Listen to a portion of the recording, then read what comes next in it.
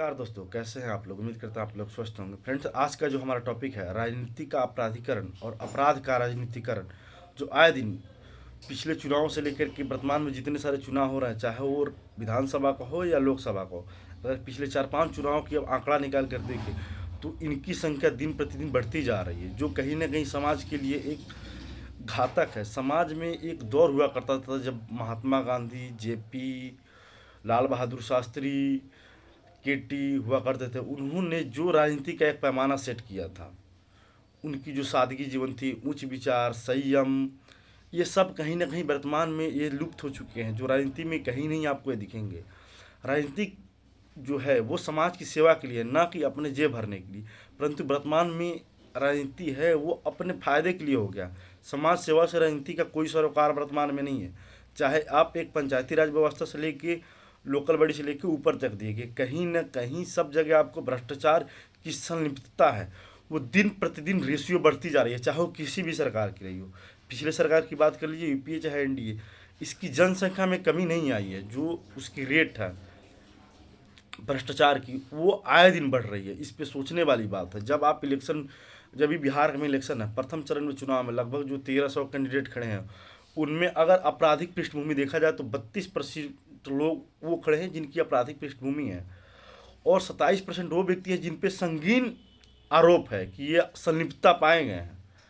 और जब ये चुन करके आएंगे, गौर कीजिएगा, ये 32% और 27% जब, परंतु जब ये चुन के सदन में पहुंचेंगे विधानसभा में, तो इसकी जो रेट होगा वो 58%, 60%, 62%।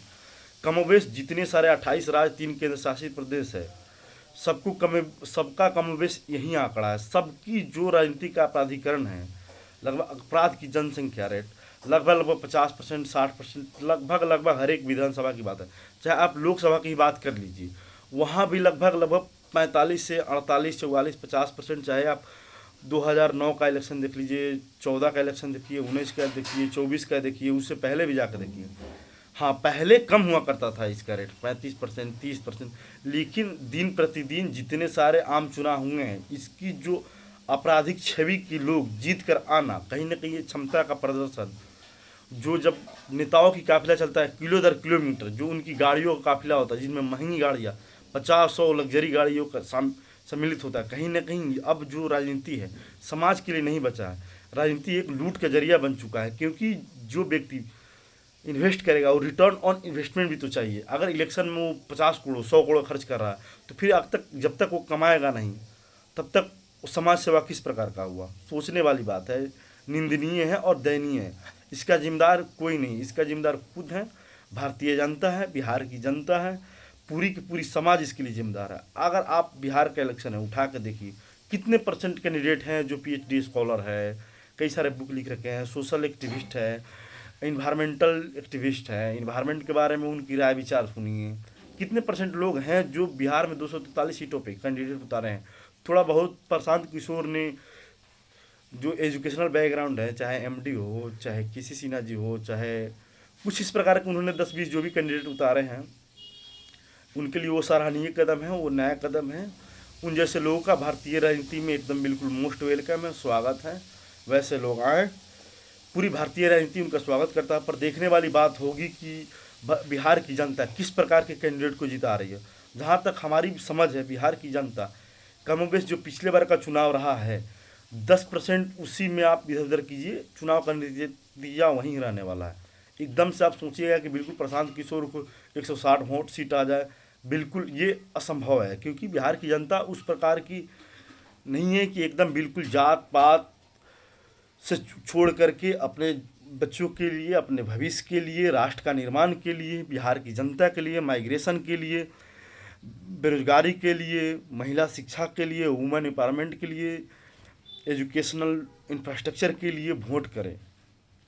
हमें तो ये उम्मीद इस बार की इलेक्शन में नहीं दिख रही है। अगले बार इलेक्शन ऐसा हो तो इसका कुछ नहीं कह सकते हैं 2030 में, लेकिन होना क्या चाहिए, बिल्कुल सोचने वाली बात है। इस दौर में जिस प्रकार से 2015 में, 14 से, जैसे जिस प्रकार धीरे धीरे डिजिटलाइजेशन हुआ है चीज़ों को, अगर आप भारत की आज़ादी के बाद से 75 वर्ष के बाद से अगर आप बात करें, तो जितनी जो डेमोक्रेटिक वैल्यू की प्रैक्टिस हुआ है 2019-18 में, जब जो डिजिटल क्रांति जो भी भारत में आया, वो इस दौर में इतनी बड़ी है।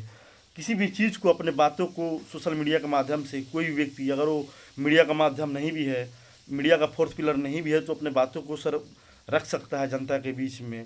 जनता से वो पीपल टू पीपल कनेक्ट कर सकता है और जनता के साथ उसका मिलकर सरोकार है। तो ये इस दौर में जो भी डेमोक्रेटिक वैल्यू है, जस्टिस हो गया, भाईचारा हो गया, बंधुत्व हो गया, असमानता के खिलाफ जो लड़ाई है, चाहे जो गरीबों की बात हो, चाहे अशिक्षा की बात हो, चाहे बेरोजगारी की बात हो, चाहे अनएम्प्लॉयमेंट की बात हो, चाहे पर्यावरण की बात हो, ये कहीं ना कहीं ये मुद्दा पहले से ज़्यादा कंपेटिव चर्चा में रहा है। क्योंकि मैनेज करना किसी भी सत्ता पक्ष के लिए या विपक्ष के लिए भी उतनी पॉसिबल नहीं है, क्योंकि इतने सारे लोग आ चुके हैं जो आए दिन अपना बयान दे रहे हैं, बोल रहे हैं, मीडिया में बाइट्स दे रहे हैं। बहुत सारे विशेषज्ञ भी हैं जो कुछ नहीं कर पा रहे हैं। उनका यही, चाहे इसमें आप प्रशांत किशोर, आचार्य प्रशांत किशोर को ही ले लीजिए, जो समाज को जागरूक करने का काम कर रहे हैं, सोचने पे मजबूर कर रहे हैं कि युवा सोचिए, क्या आप जिस डायरेक्शन में जी रहे हैं, क्या वो डायरेक्शन ज़रूरी है? उसके बियॉन्ड भी जो भी रूढ़िवादी परंपरा है, चाहे एक पैमाना सेट है कि इसके बाद ये करना है, इसके बाद ये करना है, क्या उस चीज़ को, उस चेन ब्रेक को तोड़ सकते हैं कि नहीं? तो कहीं ना कहीं सोशल मीडिया की अहम भूमिका है, जिससे जो भी डेमोक्रेटिक वैल्यू है उसकी प्रैक्टिस बढ़ी है।